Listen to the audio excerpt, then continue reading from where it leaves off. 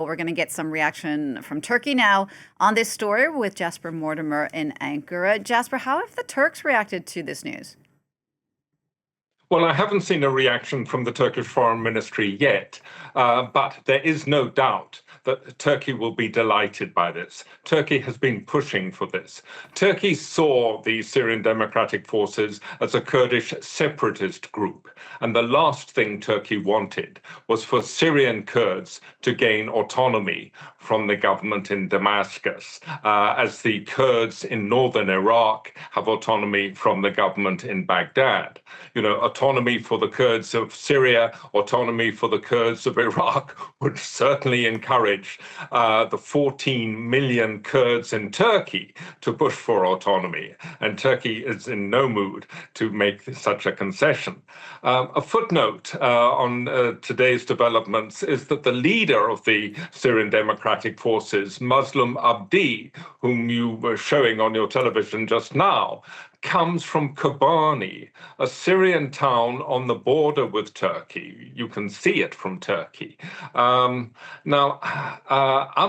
once actually took part in a raid into Turkey in the forces of the PKK, the Turkish Kurdish militia group that is now disbanding. So Ankara regarded Muslim Abdi as a terrorist, and Ankara will be very happy that Abdi no longer commands an army. So, Jasper, the president of Syria has pledged to uphold Kurdish rights following this merger. But what's the thinking? Will the Kurdish integration with the government forces actually hold? This is the key question. You know, the Syrian Democratic Forces, although it was defeated in battles a few months back, has been a significant force in Syria. And for giving up their independence, for merging into the national army, the Kurds will want something in return. Now, the government of President Ahmed al-Sharaa has granted citizenship to hundreds of thousands of Syrian Kurds, whom the Assad regime recognized as residents but not as citizens. The al-Sharaa government has also recognized Kurdish as an official language, which Turkey hasn't done. And now these are big steps. But I think the Kurds will want to continue to have a significant role in how their part of Syria, the northeast, is run. And so far, there are not many signs of concessions from President Ahmed